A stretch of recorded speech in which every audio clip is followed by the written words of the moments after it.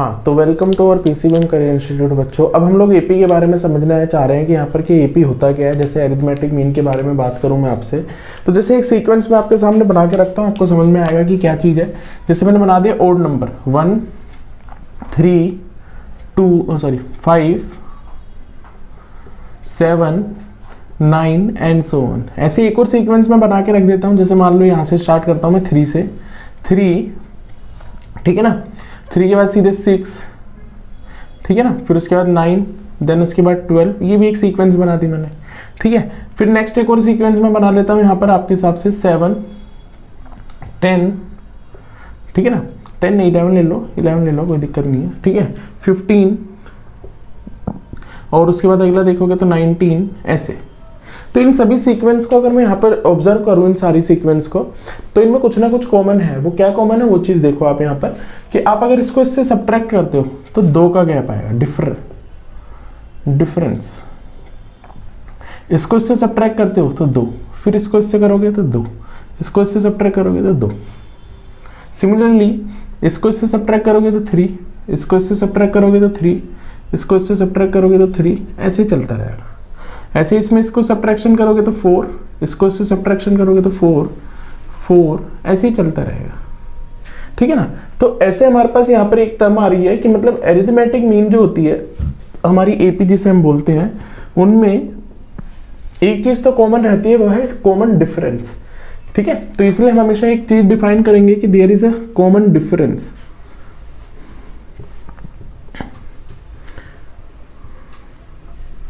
कि जो हमारा डिफरेंस होगा किसी भी 2 टर्म का, वो हमेशा कॉमन रहेगा। जैसे कि यस, सेकेंड टर्म में से फर्स्ट टर्म सब्ट्रैक्ट करोगे तो एक सेम आएगा। जैसे 2 आया है यहाँ पर सेकेंड में से फर्स्ट 3 आया है, यहाँ पे 4 आया है। या फिर A3 माइनस A2, किसी भी 2 को आप सब्ट्रैक्ट करोगे, बाद वाला माइनस पहले वाला, तो वो एक कॉमन डिफरेंस दे देगा आपको, ठीक है ना। ये याद रखना। ऐसे A4 माइनस A3 हो जाएगा एंड सो ऑन, चलाते रहो। किसी भी 2 पेयर को लेके डिफरेंस निकालोगे तो हमेशा सेम रहेगा। ये हमारी मेन क्वालिटी यहाँ पर आ जाती है। फिर दूसरी बात करूँ अगर मैं आपसे, तो फर्स्ट टर्म अगर मैं मान लेता हूँ, there is a first term which is A,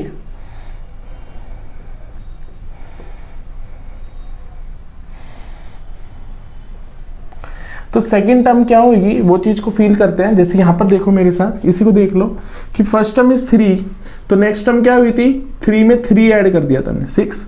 फिर नेक्स्ट टर्म क्या हुई थी, इसके अंदर 3 ऐड कर दिया था तो 9 बन जाएगा। फिर नेक्स्ट में 3 ऐड कर दिया था, ठीक है ना, ये ऐड करा है मैंने। फिर ऐड करा मैंने 3, तो हमारे पास 3 इसमें है ना, तो 3 + 3 + 3 विच इज 3, 12 आ जाएगा ऐसे। तो मतलब फर्स्ट टर्म हो गया। फिर तो नेक्स्ट टर्म जो हम लिखेंगे उसमें आपका D ऐड हो जाएगा, जो भी कॉमन डिफरेंस है। 3 मतलब आपका कॉमन डिफरेंस ऐड हो जाना। फिर नेक्स्ट टर्म अगर मैं लिखता हूँ इसमें, ये पहली टर्म हो गई। फिर नेक्स्ट टर्म मैं लिखूंगा तो इसमें D ऐड कर दूंगा, तो A + D + D। फिर नेक्स्ट ऐड करूंगा मैं यहाँ पर, समझो यहाँ पर भी, तो A + D + D + D, ऐसे हमारा ये चलता रहेगा, ठीक है ना। तो मतलब हमारे पास सीक्वेंस जो आएगी, first term is A, next term is A + D, और नेक्स्ट इज A + एक और D ऐड हो जाएगा तो 2D। आप ऐड भी कर सकते हो यहाँ पर इसको ऐड करोगे तो 2D आ जाएगा। फिर A + 3D और A + ऐसे चलता रहेगा, A + 4D, और ऐसे ये चलता रहेगा। तो मतलब ये आपकी फर्स्ट टर्म हो गई, ये आपकी सेकेंड टर्म हो गई, ठीक है ना, ये आपकी थर्ड टर्म हो गई, ठीक है ना, ये आपकी फोर्थ टर्म हो गई, और ये आपकी फिफ्थ टर्म, ऐसे चलती रहेगी। तो यहाँ पर फिर दोबारा से मैं ऑब्जर्व करता हूँ तो आपके सामने यहाँ पर एक सीक्वेंस बन के आती है हमारे पास, और उसी चीज को हम लोग देख रहे हैं कि first term is A, second term is A + D, third term is A + 2D, और fourth term is A + 3D। दिख रहा है ना।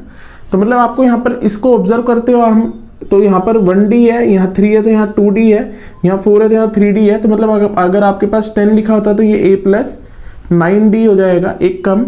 ऐसे तो मैं यहाँ पर डिफाइन कर सकता हूँ, हमारे पास जो nth टर्म आएगी किसी भी AP की, वो क्या हो जाएगी, A + 1 कम ऑफ n, बस। तो ये हमारी nth term of an AP.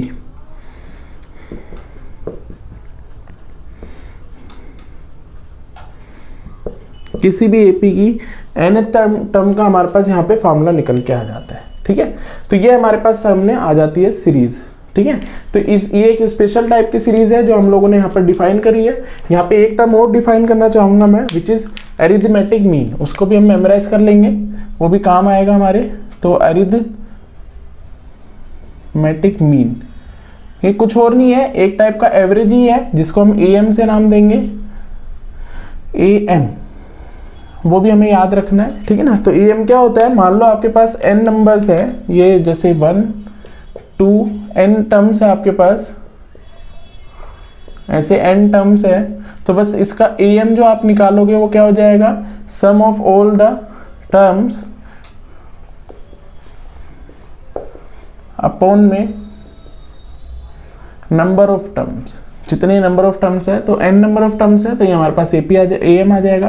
तो am और कुछ नहीं है आपके पास, समेशन ऑफ ai अपॉन में n, 1 से लेके n तक। तो ये आपका am हो जाएगा, ठीक है ना। एक टाइप का बस अरिथमेटिक एवरेज जिससे निकालते हैं, तो वही है ये और कुछ नहीं है। अगर आपके पास 2 नंबर है, if a and b are in am, arithmetic mean है अगर ये, ठीक है ना, आर am, ठीक है ना। तो हम लोग क्या कह सकते हैं, am क्या हो जाएगा इनके बीच का, a plus B divided by 2, जो हमें याद रखना है।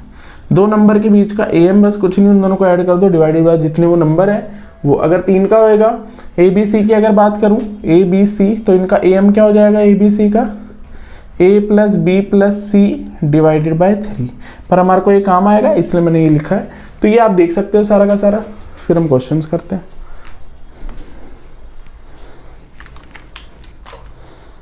हाँ, तो देखो कुछ एक और फार्मूला हम लोग देख रहे हैं एपी के ऊपर। तो एपी में हमने देखा क्या कि आपके पास n टर्म दे रखी है, ऐसे n टर्म्स दे रखी है, सिंगल सिंगल 1 2 3 4 5। फिर उनका कॉमन डिफरेंस किसी भी बाद वाले को पहले वाले से सब्ट्रैक्ट कर दोगे तो आपका डी आ जाएगा कॉमन डिफरेंस। और n टर्म का हमने ये फार्मूला पढ़ लिया था। अब हम देख रहे हैं सम। अब इन सबों का सम अगर हम लोगों को करना है तो कैसे करेंगे, a1 plus a2 plus a3, ठीक है ना, ऐसे ऐसे ऐसे summation of n term is, जिसको मैं नाम दे देता हूं Sn, which is n by 2 2a n minus 1 into में d। तो ये समेशन ऑफ nth टर्म हो जाएगी हमारी, n टर्म का सम आ जाएगा आपके पास ये, ठीक है। और क्या लिख सकते हैं हम लोग इसी चीज को कि यस n बाई 2 मतलब 2a को हम a प्लस a लिख सकते हैं और n माइनस 1 इंटू में d। और इसको देखोगे तो ये आपकी nth टर्म हो गई, या लास्ट टर्म भी कह सकते हैं इसको आप, जो आपको गिवन होती है। तो यस an, इसकी जगह पर क्या हो जाएगा an। ये भी आप समझ सकते हो, कई बुकों में इसमें लास्ट टर्म भी बोलते हैं, इसको हम लोग लास्ट टर्म भी बोल सकते हैं। ऐसे वैसे तो nth टर्म होगी जो भी आखिरी की टर्म होगी, तो लास्ट टर्म भी बोल देते हैं हम लोग, l से रिप्रेजेंट कर देते हैं कई बुकों में। तो वो भी मैं यहाँ लिख देता हूँ कि n by 2 a plus l, ताकि कोई परेशानी ना हो। बट ये दोनों फार्मूला सेम है, याद रखना ये बात, ये दोनों फार्मूला सेम है, ठीक है। चलो, तो ऐसे हम लोग ये nth टर्म का हम लोग लिख सकते हैं। तो इसको हम बोलते हैं क्या है, sum of first nth term. क्या बोलते हैं इसको, sum of first nth n terms, मतलब पहली से लेके दूसरी, मतलब पहली से लेके n टर्म तक का सम। मतलब अगर आपको किसी ने बोल दिया कि S1 का क्या मतलब है, तो इसका मतलब हो जाएगा आपका sum of first term, sum of first term which is A1, जिसको हम क्या बोलते हैं A, first term is A। और क्या S2 is sum of first 2 term, sum of first 2 terms, that means A1 plus A2, ऐसे आप बोलोगे। ऐसे S3 हो जाएगा आपका A1 plus A2 plus A3, ये आपका सम ऑफ फर्स्ट 3 टर्म्स हो जाएगा। तो ऐसे हम लोग लिखते हैं इन सब चीज़ों को, तो ये आपको जरूर नोटिस कर लेना है। इसीलिए यहाँ पर एक क्वेश्चन दे रखा है मैंने, तो उसको देखो आप लोग। क्या बोला है, if the sum of n terms of an AP is n, तो Sn is given to you क्या, np plus half of n minus 1 Q। ये आपको दे रखा है where P and Q are constant, ये कॉन्स्टेंट दे रखे हैं, find the common difference here. तो कॉमन डिफरेंस निकाल लेंगे पहले हम लोगों को A1। देखो कॉमन डिफरेंस का फार्मूला निकालने के लिए हम लोगों को कोई भी टर्म पता होनी चाहिए, दो, ठीक है ना, एडजेसेंट टू टर्म्स आपको पता होनी चाहिए जिससे आप कॉमन डिफरेंस निकाल सकते हो। तो जरा इस चीज को समझते हैं। तो अगर मैं यहाँ S1 लिखता हूं तो what is the meaning of it, क्या कि S1 मतलब आपका फर्स्ट टर्म का sum which is A, first term ही आ जाएगी आपकी। तो आप क्या बोलोगे यहाँ पर 1 रख दो, 1 इंटू में P plus half 1 minus 1 Q। तो 1 माइनस 1 तो 0 हो जाएगा, तो ये तो 0 हो गई टर्म, बस आपके पास P बचेगा। तो S1 which is A1 which is A is equal to P only, ठीक है ना। तो आप कह सकते हो कि फर्स्ट टर्म इज P। अच्छा, अब हम लोग ले लेते हैं S2। S2 का क्या मतलब होगा, A1 plus A2 sum of first two term, और यहाँ पर 2 रख दूंगा मैं, तो twice of P plus half of twice 2 minus 1 and Q, ये आ जाएगा हमारे पास, ठीक है। अब इसी को आगे और अच्छे से देख लेते हैं। तो हमारे पास क्या आ जाएगा, ट्वाइस ऑफ P प्लस ये 2 से 2 कट गया, यहाँ 1 बचा प्लस Q, ये हमारे पास A1 प्लस A2 आ गया, ठीक है। चलो ये दो इक्वेशन आ गए हमारे पास, एक ये और एक ये। तो मैं A1 की ये वाली वैल्यू यहाँ रख सकता हूँ।